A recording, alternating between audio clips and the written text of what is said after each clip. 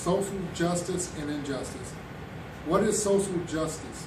Social justice is assuring the protection of equal access to liberties, rights, and opportunities, as well as taking care of the least advantaged members of society. All those years with bars and razor wires around me, you're no better than a dog in a cage. After being locked up for so long, they just toss you out and expect you to deal with it. I had no money, and how could I explain on-job applications where I had been for the last 11 years? An ordinary citizen is caught up in the criminal justice system through circumstances beyond his or her control, spends many years in prisons, and then one day, with the assistance of a dedicated lawyer, is freed. Fictional or fictionalized stories of innocent people wrongly convicted have always abounded, drawing us to bookstores and movie theaters. From classic dramas like The Wrong Man, To Kill a Mockingbird, and more recently, A Lesson Before Dying, to popular comedies like My Cousin Vinny, Who Does Not Love a Story About Innocence. Not to mention true stories about innocence vindicated like Reuben Hurricane Carter, Ron Williamson, Ronald Cotton, and many others. We can look in our past and see how we mistreated slaves on the basis of skin color. In today's society, people with skin that isn't white are scrutinized more closely by authorities and are more likely to be put in jail with little to no evidence. 12 Years a Slave, a narrative of Solomon Northup's kidnapping and enslavement in Louisiana from 1841 through 1853. Solomon Northup was born free on his parents' farm near Minerva, New York, in the Adirondack Mountains. By the time Solomon was a teenager, his father, Mentis, a former slave, had become the property owner in Fort Edward, New York, and able to send his son to school while also training him to become a farmer. In 1828, Solomon married Ann Hampton, a freeborn upstate New Yorker like himself. In late March 1841, Northup met two white men who identified themselves as Brown and Hamilton, intuitively circus performers seeking a high-quality fiddler for engagements in New York City. Northup obtained his free papers from the Custom House in New York before traveling farther south with a Fable, Brown, and Hamilton. But after an afternoon and evening of drinking with the two men in Washington, Northup fell ill and returned to his room. When he woke up, he thought he was being taken to a doctor, but the next day found himself in chains in a slave pen in the nation's capital, with his free papers missing. Prince Ford purchased Northup at auction for $900 in June of 1841 and took him to a plantation in central Louisiana. Henry Northup, a white lawyer who had known Solomon since childhood. It was this Northup who gathered the necessary documents to authorize Solomon's rescue, which took place on January 3rd, 1853.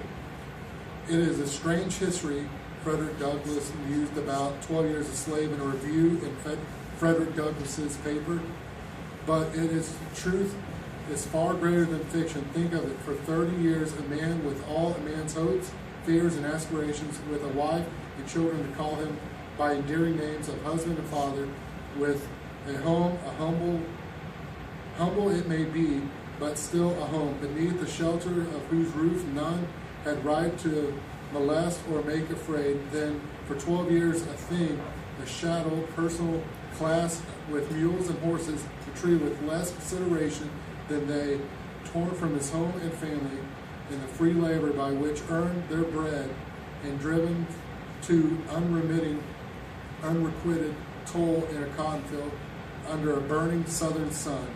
But the lash of an inhuman master, oh, it is horrible. It chills the blood to think that such are. That's Social injustice. Dark and terrible as is this picture, I hold it to be strictly true of the overwhelming mass of professed Christians in America. Hypocrisy. Hypocrisy, the active practice of pretending to be what one is or not, or to have principles and beliefs that one does not have. Although all women were supposed to emulate ideal of femininity, black working class and immigrant women did not fit the definition of a true woman because of social prejudice. My master met me at every turn, reminding me that I belonged to him, and swearing by heaven and earth that he would compel me to submit to him. Those heathen nations of antiquity had but little more among them than the name and form of slavery, while wretchedness and endless miseries were reserved, apparently in vow, to be poured out upon our fathers, ourselves, and our children by Christian Americans. I do verily believe that he sometimes deceived himself in his solemn belief that he was a sincere worshiper of the Most High God at a time when he may be said to have been guilty of compelling his woman slave to commit the sin of adultery, standing with God and crushed and bleeding slave on this occasion. I will, in the name of humanity, which is outraged, In the name of liberty, which is fettered. In the name of the Constitution and the Bible, which are disregarded and trampled upon. dare to call in question and to denounce everything that serves to perpetuate slavery. While the Spaniards are running about upon the field of battle, cutting each other's throats, has not the Lord an afflicted and suffering people in the midst of them, whose cries and groans in consequence of oppression are continuously pouring into the ears of the God of justice?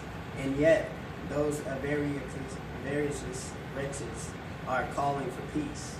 I declare, it does appear to me as though some nations think God is asleep, or that he made the Africans for nothing else but to dig their mines and work their farms. I ask every man who has the heart and is blessed with the privilege of believing, is not God a God of justice to all his creatures? My beloved brethren, the Indians of North and South America, The Greeks, The Irish subjected under the King of Great Britain, the Jews that inhabited the ancient people of the Lord, the inhabitants of the islands of the sea, all the inhabitants of the earth, except however the sons of Africa, are called men and of course ought to be free. but we, colored people, and our children are brutes, and of course are, and ought to be slaves to the American people and to their children forever. to go on enriching them from one generation to another, blood and tears. Literacy. Being able to effectively communicate through the written language has been a valuable human trait for an extremely long time. It's one of the easiest ways to make sure you're not changing any major ideas by omitting a certain word or adding something you aren't supposed to. The assumption among even the educated white elite was that black Africans were incapable of the highest form of civilization, such as poetic expression and mathematical calculation.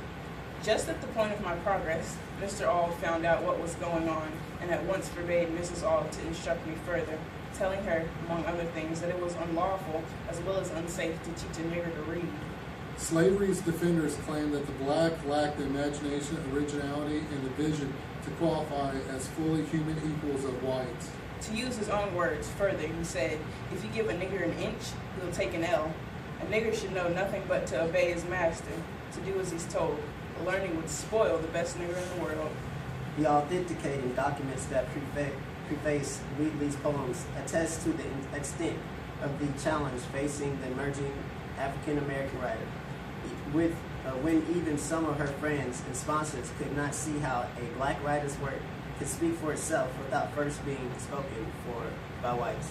If you teach that nigger, speaking of myself, how to read, there would be no keeping him.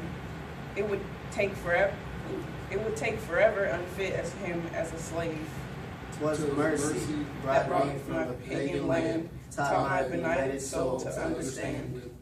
He would at once become unmanageable and of no use to his master.